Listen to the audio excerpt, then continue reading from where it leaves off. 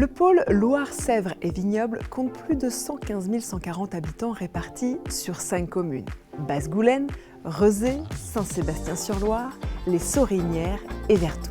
En 2020, on dénombre 9 410 habitants pour Basse-Goulaine, 42 993 pour Rezé, 27 958 pour Saint-Sébastien-sur-Loire, 8 900 pour les Sorinières et 25 879 pour Vertou. C'est 19% de la population de Nantes Métropole. Rezé est la 3e ville la plus peuplée de la métropole derrière Nantes et Saint-Herblain. Et retenez que chaque année, ce sont en moyenne 2000 habitants qui s'installent sur le pôle. Une croissance démographique largement portée par de nouveaux habitants, davantage que par le solde naturel. On accueille donc plus de gens sur ce pôle que l'on y fait de bébés.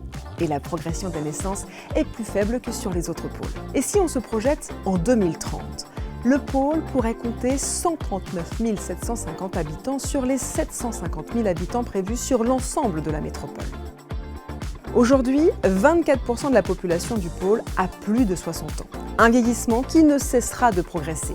Cette situation est évidemment à prendre en compte, notamment sur les évolutions des besoins du quotidien.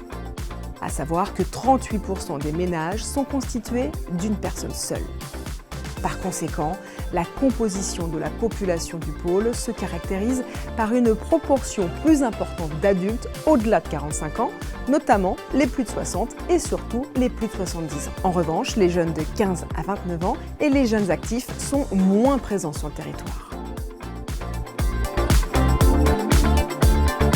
Il faut d'abord anticiper l'accueil de nouvelles populations sur chacune des communes. Ensuite, conjuguer accueil de nouvelles populations avec la conservation du cadre de vie qualitatif des communes.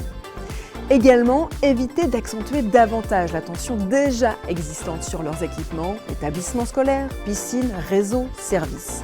Et enfin, adapter les moyens des services publics pour garantir le niveau de qualité demandé par les élus métropolitains.